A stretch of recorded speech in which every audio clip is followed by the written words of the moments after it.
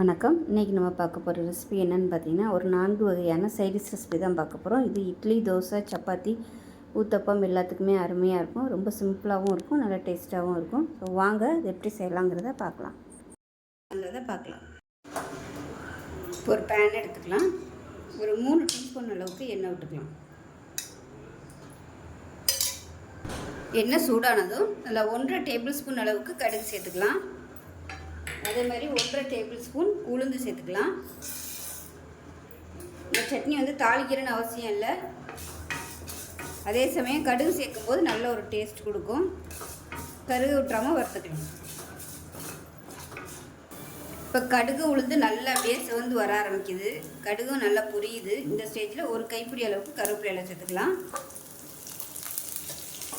இது கூடவே காரத்துக்கு தேவையான அளவு வரமிளகாய் சேர்த்துக்கலாம். நான் வந்து ஒரு 10லேருந்து 12 எடுத்திருக்கேன். இதை சேர்த்துக்கலாம்.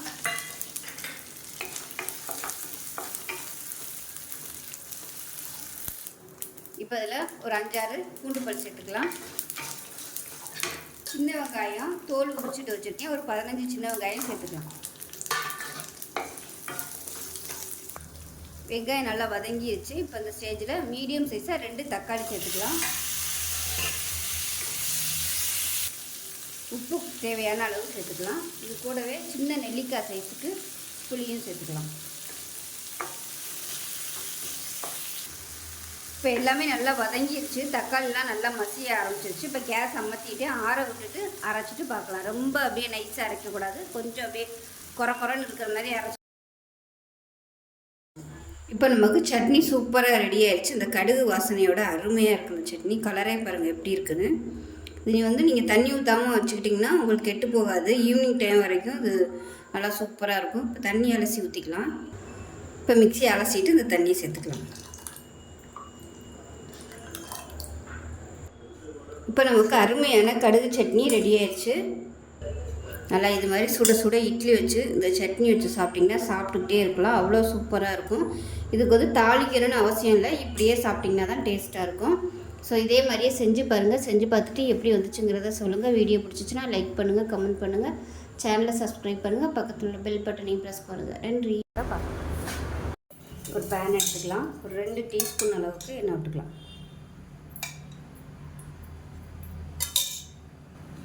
இப்போ எண்ணெய் சூடாகும். ஒரு 10 சின்ன வெங்காயம் அப்படியே முழுசாக சேர்த்துக்கலாம். அது கூடவே 1 டேபிள் ஸ்பூன் வர கொத்தமல்லி, அதாவது தனியா விதை சேர்த்துக்கலாம். அது கூடவே 1 டீஸ்பூன் சோம்பு, 1 டீஸ்பூன் மிளகு சேர்த்துக்கலாம். இந்த எண்ணெயிலே வந்து நல்லா பொரிய விட்டுக்கணும். அதே மாதிரி 1 டீஸ்பூன் போல் சீரகம். இது எல்லாத்தையும் நல்லா வதக்கி விட்டுக்கலாம். 1 டீஸ்பூன் கசகசா சேர்த்துக்கலாம். அது கூடவே ஒரு 10 முந்திரி பருப்பு சேர்த்துக்கலாம். இது கூடவே ஒரு சின்ன பீஸ் வந்து பொடியாக கட் பண்ணியிருக்கேன் இஞ்சி துண்டு, அதையும் சேர்த்துக்கலாம். 5லேருந்து 6 பூண்டு பல் சேர்த்துக்கலாம். சின்னதாக கல்பாசி, கொஞ்சமாக பிரியாணி இலை, 2 இலை, கொஞ்சமாக புதினா இலை.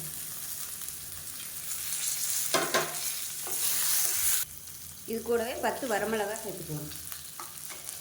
அதோடவே மெஷரிங் கப்பில் ஒரு 1/2 கப் வர மாதிரி துருவின தேங்காயும் சேர்த்துக்கலாம்.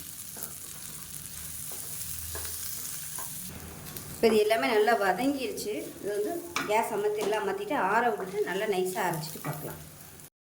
ஒரு பேன் எடுத்துக்கலாம். நான் வந்து குக்கர் தான் எடுத்திருக்கேன். குக்கரில் வைக்க போகிறேன். இப்போ தேவையான அளவுக்கு எண்ணெய் விட்டுக்கலாம். எண்ணெய் சூடாக இருந்து ஒரு ஏலக்காய், சின்ன துண்டு பட்டை, 2 கிராம்பு சேர்த்துக்கலாம். அது கூடவே கருவேப்பிலை சேர்த்துக்கலாம். இப்போ இதில் மீடியம் சைஸாக பெரிய வெங்காயம் நீளமான இருக்குனால சேர்த்துக்கலாம்.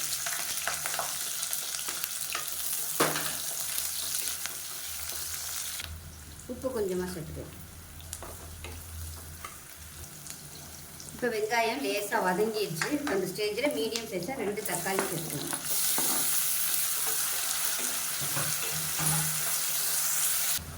தக்காளி நல்லா மசிஞ்சு வந்துடுச்சு. 1/4 டீஸ்பூன் மஞ்சள்தூள், மிளகாத்தூள் ஒரு 1/2 டீஸ்பூன் போல் சேர்த்துக்கலாம். இப்போ மிளகாத்தூள், மஞ்சள்தூள் சேர்த்துட்டு லேசாக வதக்கி விட்டுக்கலாம். காரம் கம்மியாகவே யூஸ் பண்ணிக்கலாம். நம்ம வரமிளகா போட்டுருக்கிறதால இந்த எண்ணெயில் வந்து நம்ம மிளகாத்தூள் போடும்போது நல்ல ஒரு கலர் கொடுக்கும். அதுக்காக தான் அந்த மாதிரி போடுறது. இப்போ இதையும் சேர்த்து நல்லா வதக்கியாச்சு. நம்ம அரைச்சி வச்சுருக்கிற அந்த பேஸ்ட்டை வந்து சேர்த்துக்கலாம்.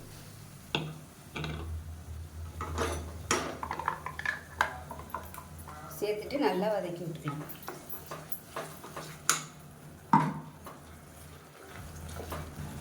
இப்போ பார்த்திங்கன்னா நல்லா அப்படியே எண்ணெய் பிரிஞ்சு வந்துருச்சு பாருங்கள். இந்த மசாலா வந்து இந்த அளவுக்கு நல்லா வதக்கி விட்டுக்குங்க.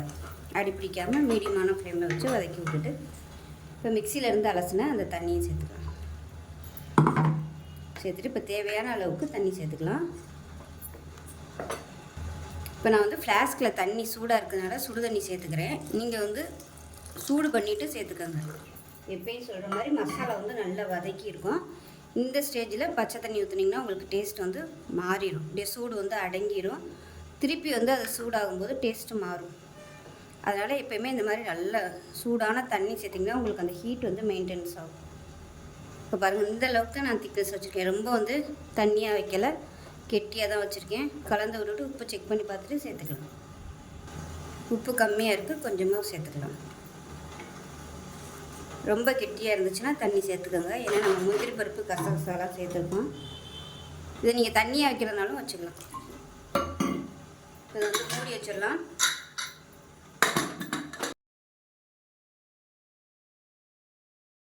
இப்போ இதை மூடி வச்சாச்சு. ஒரு 4 விசில் விட்டுட்டு ஸ்டீம்லாம் போனதுக்கப்புறம் பார்க்கலாம். இப்போ விசில் விட்டு ஸ்டீம்லாம் போயிடுச்சு, எப்படி இருக்குன்னு பார்க்கலாம். இப்போ பாருங்கள், சூப்பராக வந்துடுச்சு. இட்லி, தோசை, சப்பாத்தி எல்லாத்துக்குமே அருமையாக இருக்கும். ரொம்ப சிம்பிளான ஒரு குருமா ரெடி பண்ணிட்டோம். வறுத்தரைச்சி நான் தேங்காய் வந்து வறுத்தரைச்சி பண்ணியிருக்கனால இது ரொம்ப நேரத்தை ஆனாலும் கெட்டு போகாது. செஞ்சு பாருங்கள். செஞ்சு பார்த்துட்டு எப்படி வந்துச்சுங்கிறத சொல்லுங்கள். வீடியோ பிடிச்சின்னா லைக் பண்ணுங்கள், கமெண்ட் பண்ணுங்கள், சேனலை சப்ஸ்கிரைப் பண்ணுங்கள், பக்கத்தில் பெல் பட்டனையும் ப்ரெஸ் பண்ணுங்கள். நன்றி. இப்போ ஒரு மிக்ஸி ஜார் எடுத்துக்கலாம். இதில் பார்த்திங்கன்னா 1 டேபிள் ஸ்பூன் அளவுக்கு சோம்பு சேர்த்துக்கலாம். 1/2 டேபிள் ஸ்பூன் அளவுக்கு சீரகம் சேர்த்துக்கலாம். 2 டேபிள் ஸ்பூன் பொட்டுக்கடலை சேர்த்துக்கலாம். இது கூடவே காரத்துக்கு தேவையான அளவு வரமிளகாய் சேர்த்துக்கலாம். நான் வந்து சின்ன வரமிளகாய் இருந்ததுனால ஒரு 10 எடுத்திருக்கேன். இது கூடவே ஒரு 7 பல் அளவுக்கு பூண்டு சேர்த்துக்கலாம். இப்போ இதில் 3/4 கப் அளவுக்கு, அதாவது மெஷரிங் கப்பில் 3/4 கப் அளவுக்கு துருவன தேங்காய் சேர்த்துக்கலாம். இப்போ இது எல்லாத்தையுமே நல்லா நைஸாக அரைச்சிக்கலாம். இதில் வந்து ஒரு 3 முந்திரி பருப்பு போட்டிங்கன்னா இன்னும் நல்லா டேஸ்ட்டாக இருக்கும். முந்திரி பருப்பு வந்து ஆப்ஷனல் தான், வெறும் பொட்டுக்கடலை சேர்க்குறதுனாலும் சேர்த்துக்கலாம். இப்போ இதை நைஸாக அரைச்சிட்டு வந்துடலாம். இப்போ ஒரு குக்கர் எடுத்துக்கலாம். இப்போ தேவையான அளவுக்கு எண்ணெய் விட்டுக்கலாம். இப்போ எண்ணெய் நல்லா சூடாகிடுச்சு. 2 துண்டு பட்டை சேர்த்துக்கலாம். இது கூடவே கடுகு, உளுந்து 1 டீஸ்பூன் சேர்த்துக்கலாம். கடுகு நல்லா வெடிக்க ஆரம்பிக்குது. இதில் வந்து நல்லா ஒரு பெரிய சைஸில் வெங்காயம் வந்து நீளமாக நறுக்கி வச்சுருக்கேன், சேர்த்துக்கலாம்.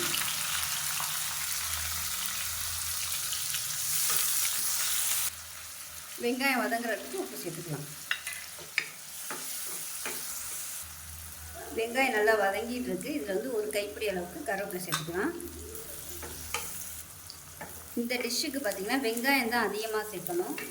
இப்போ நான் வந்து உருளைக்கிழங்கு கம்மியாக தான் எடுத்திருக்கேன். வெங்காயத்தோட அளவு அதிகமாகவும் உருளைக்கிழங்கு வந்து கம்மியாகவும் எடுத்துக்கோங்க. இப்போ நான் உருளைக்கிழங்கு வந்து நல்லா பொடியாக கட் பண்ணி வச்சுருக்கேன். இதை வந்து இப்போ சேர்த்துக்கலாம்.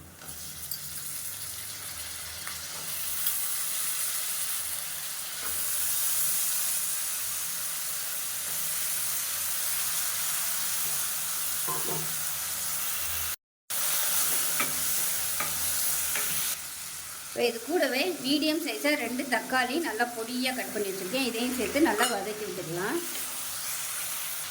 இப்போ இதில் மஞ்சள்தூள் 1/4 டீஸ்பூன் போல் சேர்த்துக்கலாம். இப்போ வெங்காயம், உருளைக்கிழங்கு நல்லா வதங்கிடுச்சு. இப்போ இந்த ஸ்டேஜில் நம்ம அரைச்சி வச்சுருக்க அந்த பேஸ்ட்டை சேர்த்துக்கலாம். சேர்த்துட்டு கொஞ்சம் எண்ணெய் பிரிஞ்சு வர வரைக்கும் நல்லா வதக்கி விட்டுக்கலாம். இப்போ நல்லா வதக்கியாச்சு. இப்போ வந்து மிக்சியை அலசிட்டு தண்ணி சேர்த்துக்கலாம். அதே மாதிரி தேவையான அளவுக்கு தண்ணி சேர்த்துக்கலாம். இது வந்து இட்லி, தோசை, சப்பாத்தி எல்லாத்துக்குமே சூப்பராக இருக்கும். அதனால் நீங்கள் எதுக்கு சாப்பிட்றீங்களோ அதுக்கு தகுந்த மாதிரி தண்ணி ஊற்றிக்கோங்க.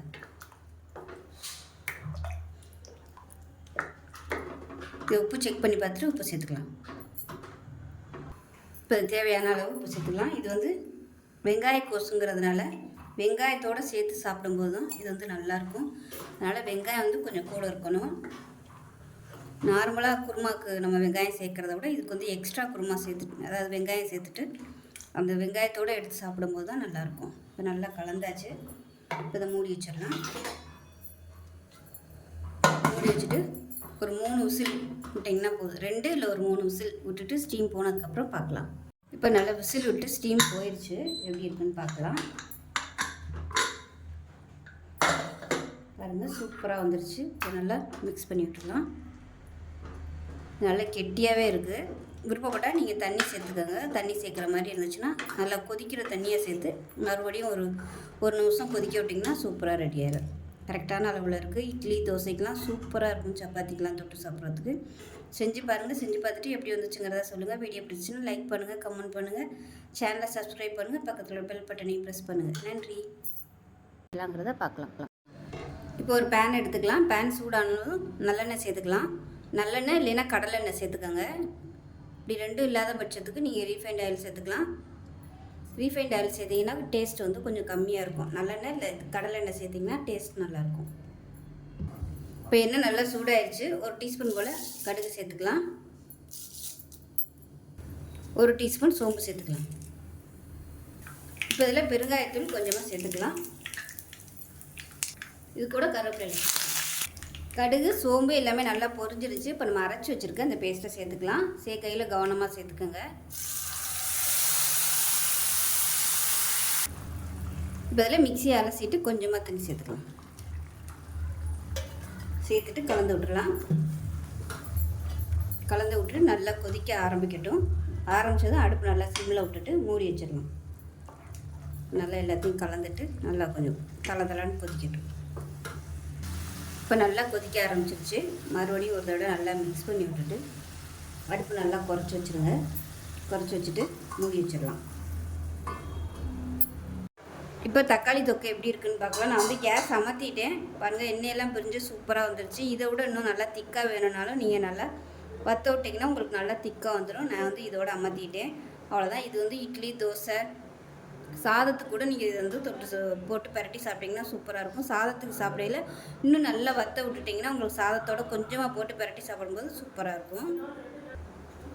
அவ்வளோதான். இந்த வீடியோ பிடிச்சிச்சின்னா லைக் பண்ணுங்கள், கமெண்ட் பண்ணுங்கள், சேனலை சப்ஸ்கிரைப் பண்ணுங்கள், பக்கத்தில் உள்ள பெல் பட்டனையும் ப்ரெஸ் பண்ணுங்கள். நன்றி.